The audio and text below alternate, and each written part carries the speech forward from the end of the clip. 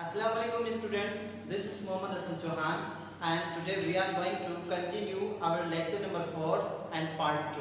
कल हमने types of set start किया था और कुछ टाइप्स ऑफ सेट हमने डिस्कस किए थे और कुछ आज हम स्टार्ट करने जा रहे हैं।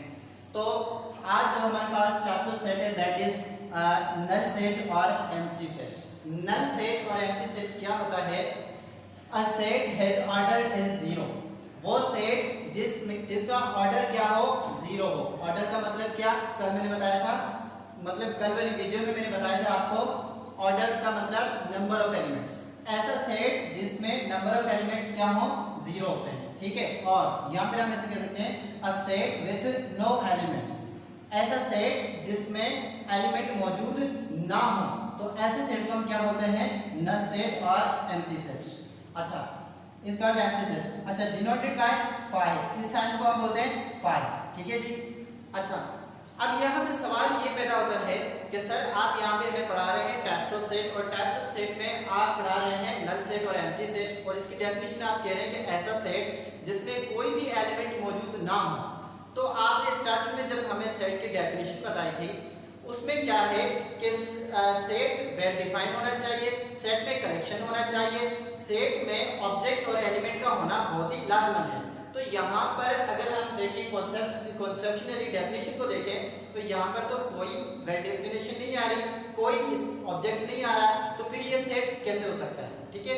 अच्छा जी, तो इसका जवाब ये है कि ये नल सेट और एम्प्टी सेट हम वहाँ पे कंसीडर करते हैं क्योंकि जब हम आगे ऑपरेशन ऑफ सेट्स पढ़ेंगे तो वहाँ पे क्या होता है कि जब हम इंटरसेक्शन का सेट पढ़ेंगे वहाँ पे जब सेट का हम ऑपरेशन करते हैं तो वहाँ पे हमें सेट का रिजल्ट आना हमारे लिए बहुत ही लाजमी होता है।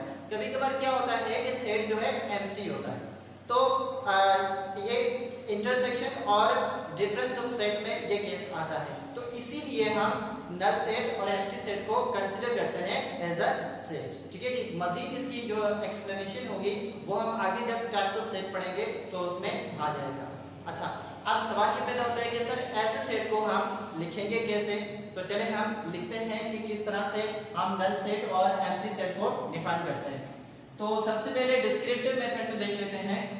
डिस्क्रिप्टिव मेथड में हम इसको ऐसे लिखेंगे कि a set of natural numbers, ठीक है जी। नेचुरल नंबर्स ले लूं या कोई भी नंबर्स हम ले सकते हैं। Natural numbers between 4 and 5, between 4 and 5। अच्छा, तो यहाँ पे मैंने लिखा है set of natural numbers between 4 and 5। क्या 4 and 5 के बीच में कोई नंबर है? अगर कोई नंबर है तो वो सेट नल सेट नहीं हो सकता, ठीक है जी। लेकिन 4 and 5 के बीच में कोई भी नेचुरल नंबर मौजूद नहीं है, तो ये सेट क्या हो गया हमारे लिए, it is a null set, ठीक है जी। अच्छा, चलिए फिर हम देखते हैं इसको टैबुलर फॉर्म में हम कैसे लिख सकते हैं। टैबुलर फॉर्म में हम सेट को ऐसे लिखेंगे, ये सिर्फ खाली साइन देंगे और इस 5 के साथ हम इसको डिनोट करेंगे, ठीक है जी। अच्छा, ये 5 जो होता है वो कभी भी हम अंदर नहीं लिखेंगे। कभी कभी क्या होता है कि स्टूडेंट्स जो है 5 को सेट के कर्ली ब्रैकेट्स के अंदर लिख देते हैं, ठीक है। अंदर लिखने से क्या होता है, तो ये खुद एक एलिमेंट के तौर पे कंसीडर किया जाता है 5, तो यानी कि फिर तो एम्प्टी सेट हुआ ही नहीं हमारे लिए, तो इसलिए हम क्या करेंगे, इस 5 को बाहर रखते हैं, ठीक है जी। तो ये हो गया हमारा टैबुलर मेथड। अच्छा, अब हमारा सेट बिल्डर या फिर नोटेशन मेथड में हम एम्प्टी सेट या फिर नल सेट को कैसे जो है हम बयान करते हैं। चलें जी देखते हैं। हम कोई भी सेट का नाम लेंगे यहाँ पे ए बी सी डी, ठीक है जी। तो x such that x belongs to natural numbers, ठीक है, एंड क्या होना चाहिए, x प्लस 3 इक्वल्स टू 3, ठीक है जी। तो यहाँ पे एक क्लॉज। अच्छा, अब यहाँ पे इसको समझने की जरूरत है कि x सच दैट x मतलब ऐसे एलिमेंट हो गए किससे बिलोंग करते हो, नेचुरल नंबर से, और यहाँ पे x जो है मतलब कोई नंबर हो, ठीक है जी। उसको अगर हम प्लस करें 3 के साथ तो हमारे पास रिजल्ट क्या आ जाए, 3 आ जाए। तो क्या ऐसा कोई नंबर है जो नेचुरल नंबर में कोई ऐसा नंबर है जो हम 3 के साथ प्लस करें तो आंसर 3 आ जाए। गलत सोच रहे हैं आप, 0 जो है वो नेचुरल नंबर नहीं है, 0 जो है वो होल नंबर है, ठीक है। तो 0 को हम यहाँ पे कंसिडर नहीं कर सकते। तो ये होगी किसकी एग्जांपल, नल सेट की। अच्छा, नल सेट की एग्जांपल हम कुछ ऐसे भी बता सकते हैं कि मिसाल के तौर पे मंथ हैविंग 32 डेज। क्या ऐसा कोई मंथ है जिसके 32 डेज हो सकते हैं? बिल्कुल भी नहीं। तो ये क्या हो गया हमारे लिए, empty set. Year with 13 months, क्या कोई ऐसा साल है जिसके 13 मंथ हो सकते हैं? बिल्कुल भी नहीं हो सकते। ईयर विद 5 सीजन्स, क्या कोई ऐसा साल है जिसकी 5 सीजन्स हो सकती हैं?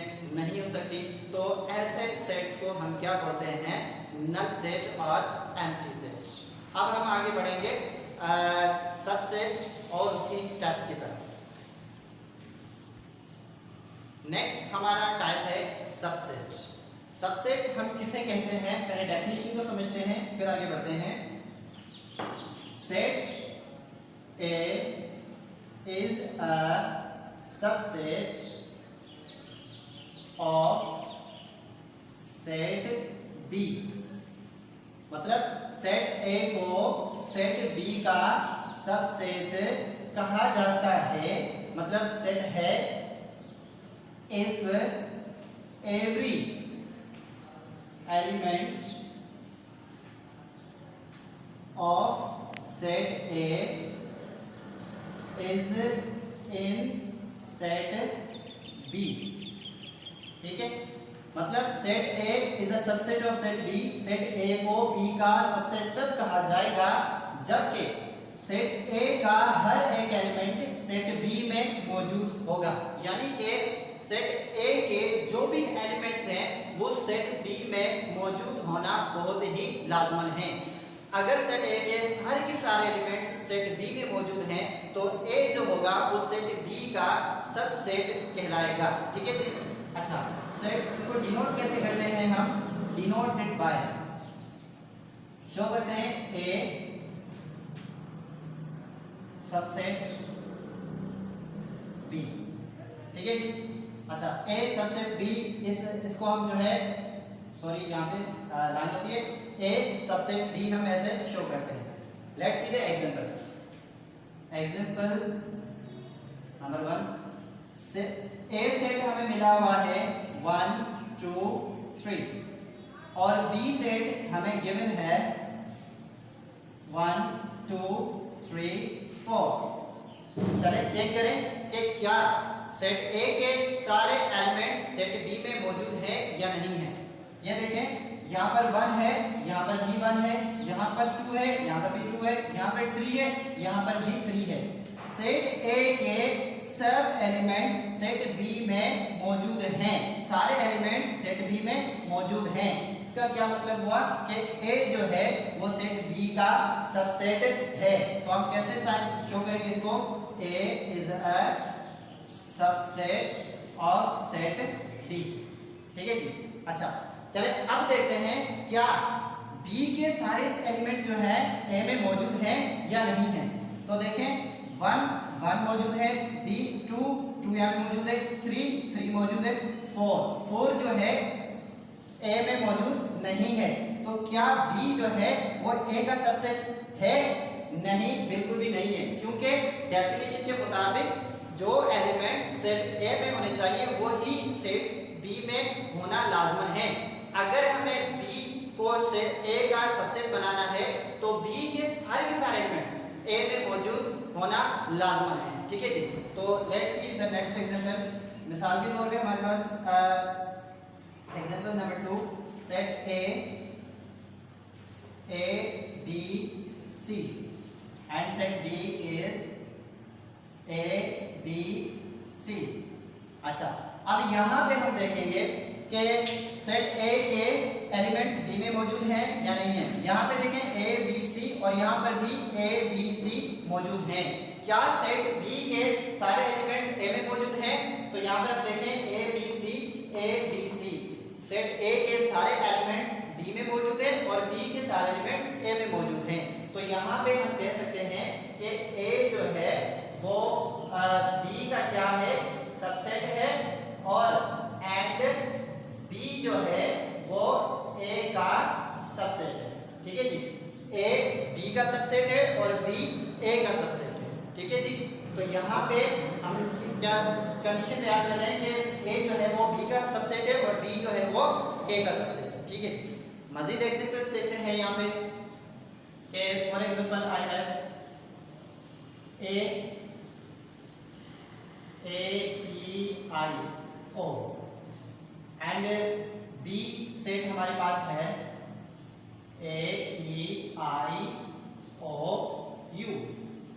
अब यहाँ पर हम देखें कि क्या ए जो है वो बी का सबसेट है। डेफिनेशन पढ़ेंगे, डेफिनेशन क्या कहती है कि ए के सारे एलिमेंट्स बी में मौजूद होना लाजमन है। ठीक है जी, तो हम यहाँ पे देखें कि ए ई आई ओ बिल्कुल मौजूद है, तो हम क्या कहेंगे ए जो है वो बी का सबसेट है। ठीक है, तो हम यहाँ पे same as it is A is a subset of set B. फिर आगे एग्जांपल हम लेते हैं ए इक्वल्स टू 1 2 3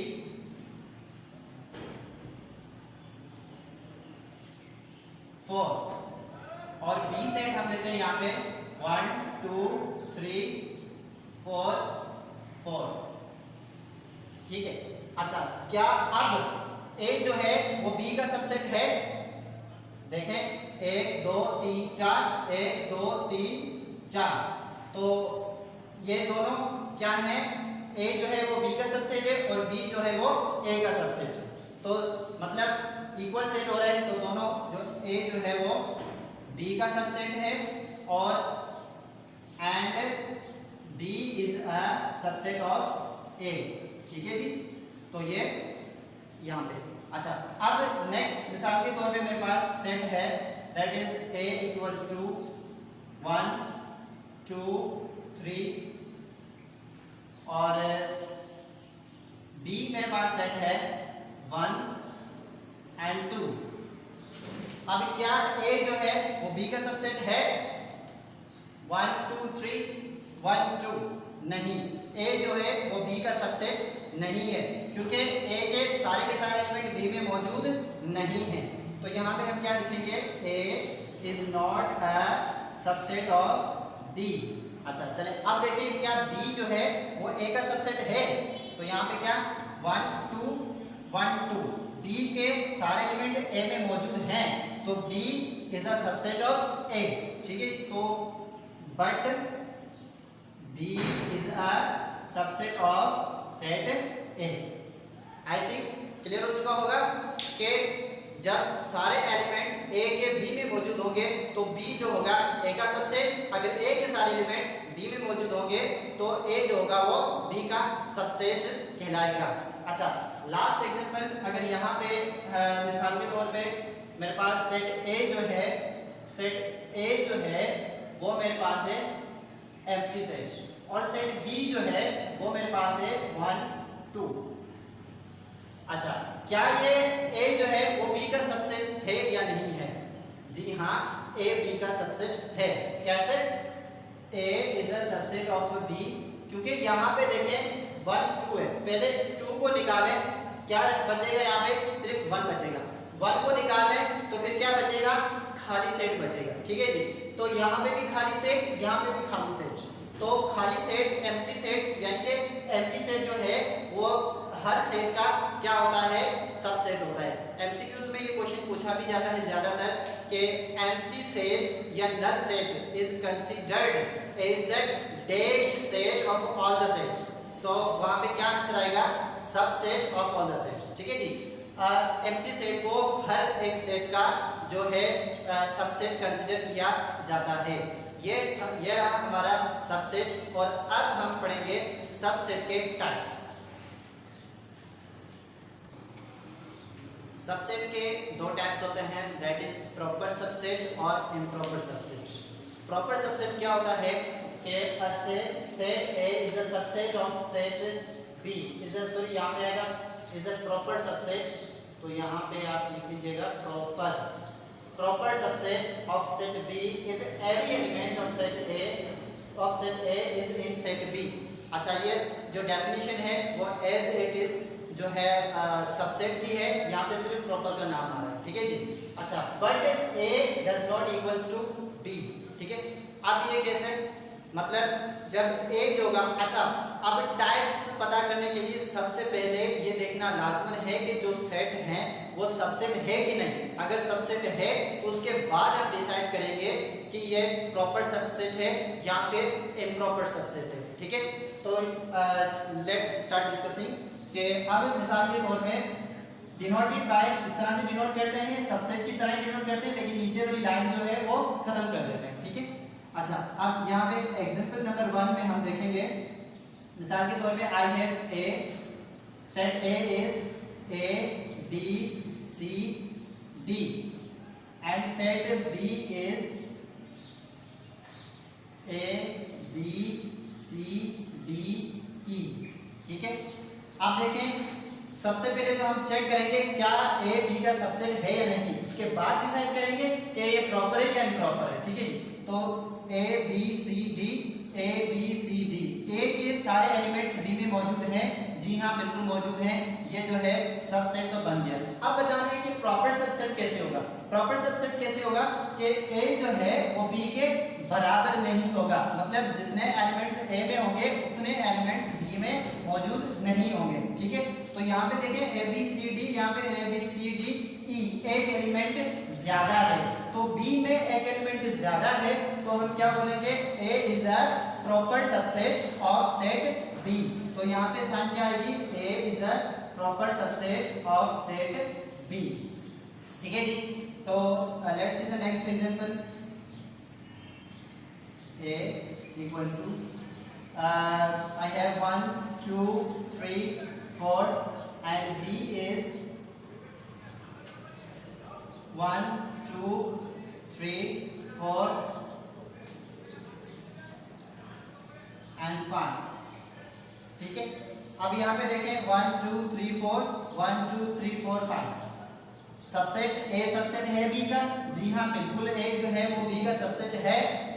अब कौन सा सबसेट है, प्रॉपर सबसेट है। कैसे प्रॉपर सबसेट है, क्योंकि ए में जो एलिमेंट्स हैं वो कम है, बी में जो एलिमेंट्स है वो ज्यादा है, ठीक है जी। तो ए जो है वो क्या हो गया, बी का प्रॉपर सबसेट हो गया, ठीक है।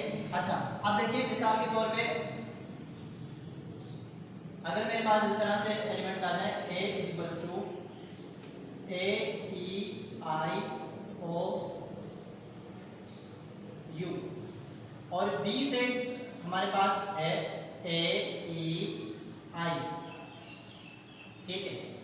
अब क्या ए है, ए जो है वो B का सबसेट है, यहाँ पे ए ई आई ओ यू और यहाँ पे सिर्फ ए ई आई, क्या ए जो B का सबसेट है, नहीं है। क्या B A का सबसेट है, चलिए चेक करते हैं, A है मौजूद, जी हाँ, E भी है, I है, तो B जो है वो A का सबसेट है। अच्छा अब सबसेट तो है लेकिन कौन सा सबसेट है, प्रॉपर सबसेट है या फिर इम्प्रॉपर है। तो कैसे चेक करेंगे, बी जो होगा वो ए के बराबर नहीं होना चाहिए, ठीक है। तो इसमें कम एलिमेंट है, इसमें ज्यादा है, तो बी जो है वो ए का क्या हो जाएगा, प्रॉपर सबसेट, ठीक है। लाजमी नहीं है कि सिर्फ ए ही बी के प्रॉपर सबसेट हो, बी भी ए का प्रॉपर सबसेट हो सकता है, ठीक है। अच्छा चलते हैं इसके सेकंड पार्ट की तरफ, that is improper subset, improper subset। अच्छा जी, improper subset क्या होता है कि सेम डेफिनेशन आ जाएगी, set A is a improper subset of set B if every element of set A is in set B but A जो होगा वो B के बराबर होगा, ठीक है जी। यहाँ पे क्या हो रहा है, A जो होगा वो B के बराबर नहीं होगा, यहाँ पर A जो होगा वो B के बराबर होगा, तो हम क्या बोलेंगे, ये इम्प्रॉपर सबसेट होता है। अब एग्जांपल ले लें, डिनोटेड बाय, इसको हम डिनोट करते हैं ऐसे, A और इसको जो है उल्टा वैसे हम इसको जो है यूज करते हैं, ठीक है। This is a sign of improper subset. Proper की कौन सी है, सेम सबसेट की, सिर्फ यहाँ से जो है निशान जो है मिटा देते हैं और this is a improper subset, इसको उल्टा कर देते हैं, ठीक है। अच्छा, मिसाल के तौर पे I have set A is equals to examples A is equals to A B C और B सेट जो मेरे पास है that is C B A। क्या A जो है वो B का सबसेट है? जी हाँ। क्या B जो है वो A का सबसेट है? जी हाँ। तो ये दोनों आपस में क्या हो गए, A जो है वो B का इम्प्रॉपर सबसेट है, ठीक है। अच्छा, इसकी दूसरी डेफिनेशन ऐसे भी बना सकते हैं, if A is a proper, if A is a subset of set B and B is also a subset of set A, then A is said to be, या फिर का बोल सकते हैं is said to be improper subset of set B, ठीक है जी। तो डेफिनेशंस के जो कॉन्सेप्ट चेंज होते रहते हैं, हमें जस्ट समझना चाहिए कि किस तरह से कॉन्सेप्ट जो है अगर समझ आ जाता है तो फिर डेफिनेशन मैटर नहीं करती है। तो आज हमने कंप्लीट किए हमारे टाइप्स ऑफ सेट्स।